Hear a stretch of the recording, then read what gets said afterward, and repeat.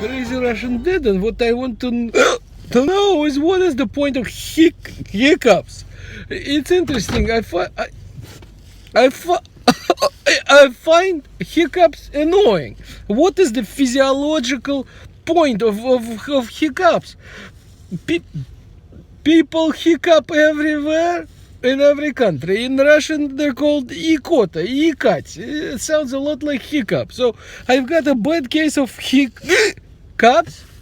No, I'm not faking it. No, I'm not. I'm not faking it. No.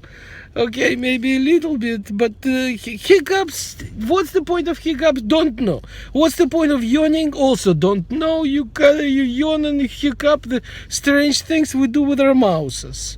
I don't know. There must be some physiological thing, maybe like if in the olden days when there was a saber-toothed tiger, by a wild hiccup, not wild, but loud hiccup, you could scare away the beast. That must be the evolutionary point of it. I don't know. Good luck.